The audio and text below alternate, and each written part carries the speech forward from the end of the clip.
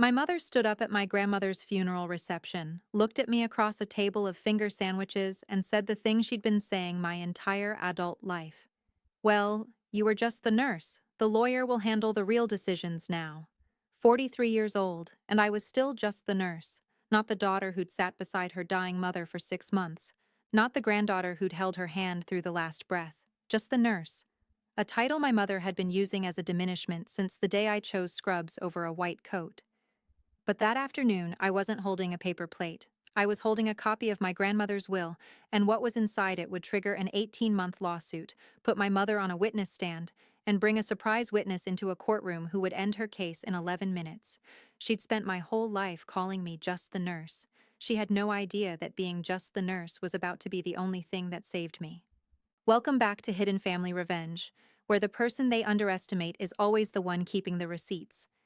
If you've ever been dismissed for the career you chose, this one's for you. Drop a comment, and don't forget to subscribe. You have to understand what a woman like Patricia Holloway is in a family like ours. Surgeon's daughter, married a cardiologist, raised in a world where medicine had a hierarchy, and that hierarchy was everything. At the top, surgeons and specialists. At the bottom, everyone else. And somewhere in the middle, barely worth mentioning, were nurses. I didn't choose nursing to disappoint her. I chose it because I wanted to care for people, not just cut them open and hand them off. But to my mother, that distinction didn't exist. There were doctors, and there were people who worked for doctors. I'd chosen to be the latter. The disapproval started the day I got my acceptance letter to nursing school. I was 22, holding the envelope like it was a trophy, and my mother looked at me over her reading glasses and said, "You know, you could have been a doctor if you'd applied yourself." I told her I didn't want to be a doctor. She told me that was exactly the problem. For the next 20 years, every holiday, every family gathering, every phone call, she found a way to remind me that I'd settled. When I got my RN, she told people I was in healthcare. When I made charge nurse, she said I was doing well for a nurse. When I went back for my nurse practitioner license, she asked why I didn't just go to medical school if I was going to bother. Just the nurse. It became her favorite phrase. A scalpel disguised as a sentence. I worked in oncology for 15 years. I held hands during chemo.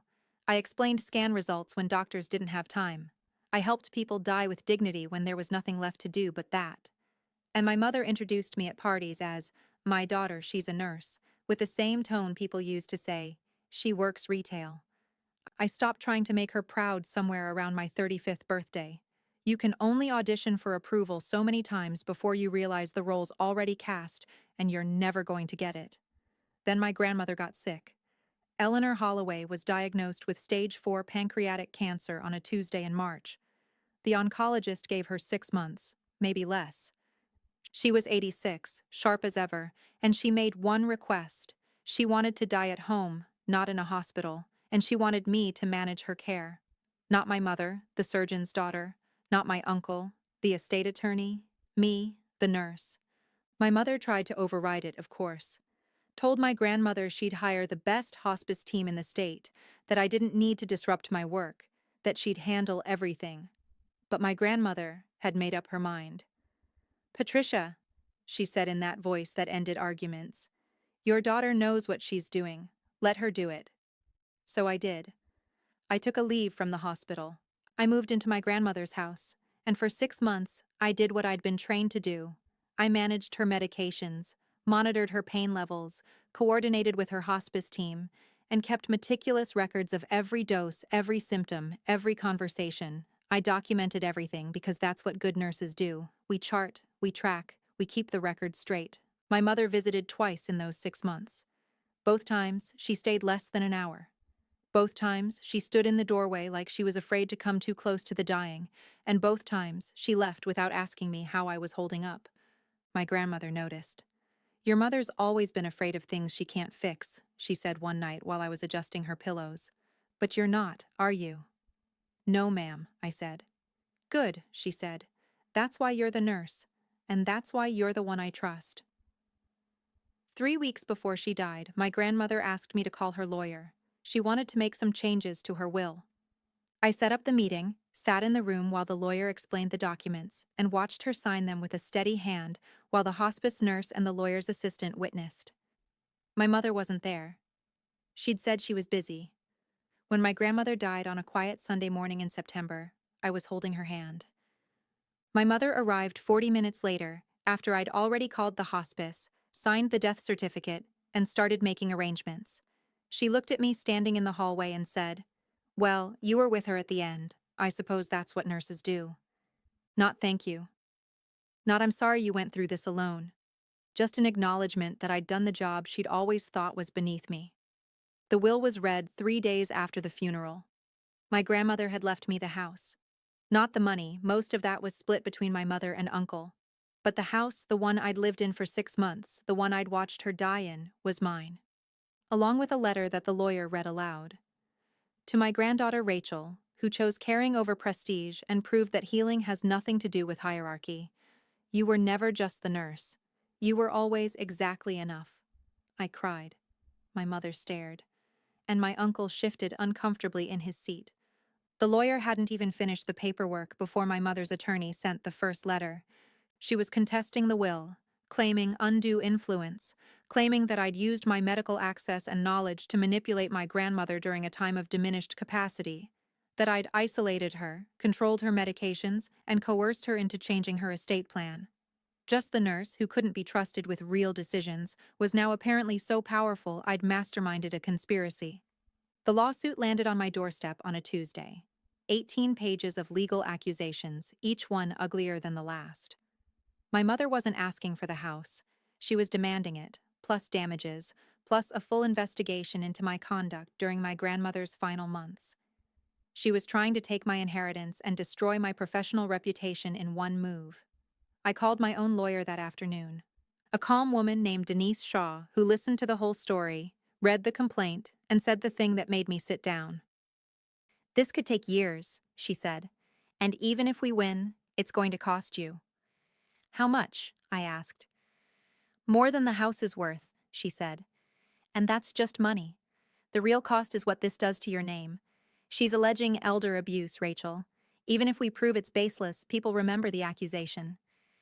I sat in my car outside Denise's office and thought about giving up. Signing the house over, walking away. It would have been easier. But my grandmother's letter was in my purse, and the phrase "just the nurse" was still ringing in my ears, and I decided that easier wasn't the same as right. "Find every piece of paper," I told Denise. "Every record, every note, every witness. We're not settling." Here's the thing about being a nurse that my mother never understood. We document everything. Every shift, every dose, every conversation. It's not just protocol, it's protection. Because in a profession where lives are on the line, your records are the only thing standing between you and a lawsuit. I'd kept a daily log during my grandmother's care, not because I thought I'd need it, because it's what I was trained to do. 6 months of entries, medication times, pain levels, mental status checks, notes on her conversations, her clarity, her specific requests. I'd even noted the times my mother had visited and what had been said. I handed Denise a 3-inch binder. She flipped through it, looked up at me, and smiled for the first time since we'd met. "Your mother made a mistake," she said. "What's that?" "She sued just the nurse, and nurses keep receipts." The lawsuit dragged. 18 months of depositions, interrogatories, and motions.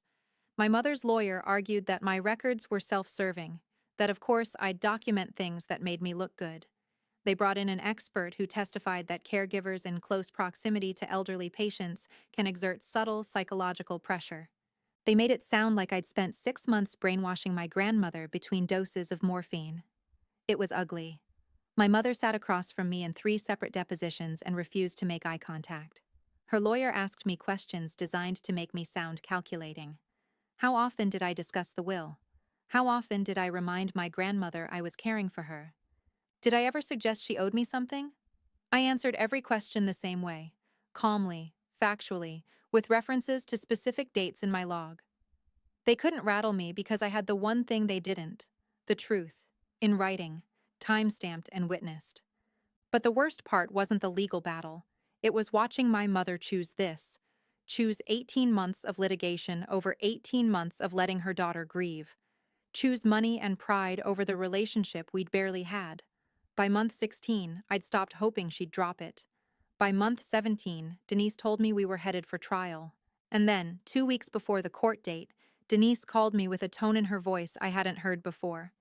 "We have a witness," she said, "and you're going to want to sit down for this." The witness was a woman named Margaret Chen. She was the hospice nurse who'd been on my grandmother's care team, the one who'd come 3 times a week to check vitals and coordinate with me. I'd mentioned her in my records. I'd submitted her contact information during discovery. But she'd been traveling internationally for a year, and my mother's legal team had assumed she wasn't available. She was back, and she was willing to testify. Denise had interviewed her the day before. Margaret had kept her own records, the official hospice charts, and they corroborated every single entry in my log. But more than that, Margaret had noted something I'd never thought to mention. During her visits, my mother had called twice. Both times, according to Margaret's notes, my mother had asked detailed questions about the estate, about whether my grandmother was still lucid, and whether the nurse was keeping family away. Margaret had found it strange enough to document. My mother hadn't been worried about her mother. She'd been worried about the will, and she'd been gathering evidence for this lawsuit since before my grandmother was even dead. The deposition was scheduled in a conference room downtown. My mother's legal team had no idea Margaret was flying in. Denise had kept it quiet, and the rules allowed for witness disclosure up to 10 days before trial. We disclosed her at 9 days. I sat in that conference room and watched my mother's face when Margaret walked in. Watched the confusion, then the recognition, then something close to panic. Margaret was sworn in, and Denise asked her one simple question. "In your professional opinion, during the time you provided care for Eleanor Holloway, was there any indication that Rachel Holloway exerted undue influence or pressure?" Margaret didn't hesitate. None whatsoever. Mrs. Holloway was lucid, autonomous, and very clear about her wishes. Rachel provided exemplary care. "I've been a hospice nurse for 23 years, and I've seen cases of manipulation. This wasn't one of them." Denise slid a document across the table. Margaret's notes, including the 2 phone calls from my mother asking about the will. "Can you explain these entries?" Denise asked. Margaret read them aloud, explained that she'd found the calls unusual, that family members concerned about a patient's well-being ask about pain and comfort, not estate plans. My mother's lawyer tried to recover, asked if it wasn't normal for family to ask about mental clarity. "It's normal to ask once," Margaret said. "It's unusual to ask repeatedly whether the patient is lucid enough to make legal decisions. That's not a daughter worried about her mother. That's someone worried about a document." The room went silent. My mother's lawyer asked for a recess. 10 minutes later, Denise came back and told me they wanted to settle. "They'll drop the lawsuit entirely," she said. "No admission of wrongdoing, but they'll walk away.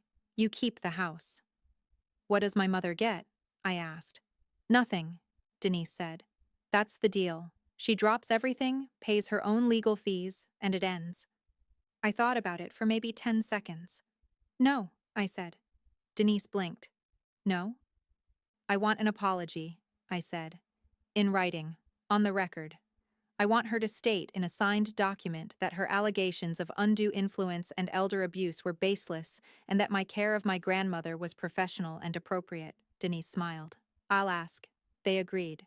Because the alternative was going to trial with Margaret on the stand, and my mother's lawyer knew exactly how that would end.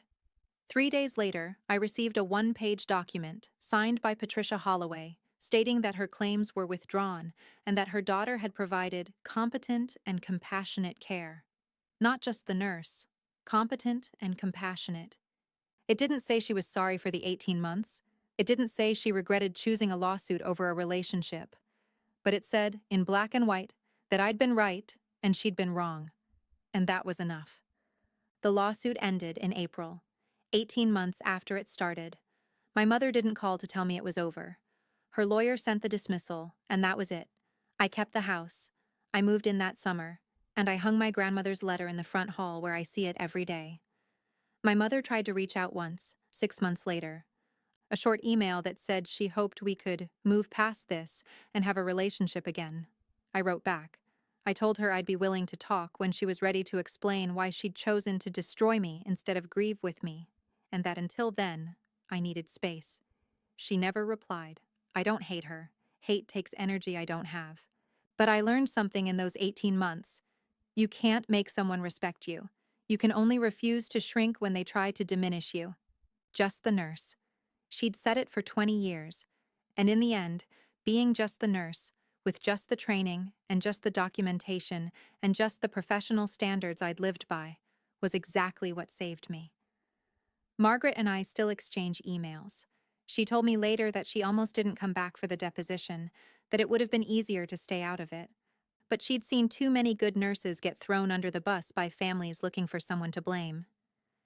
You kept the records, she said. You did the work right. I wasn't going to let them bury you for that.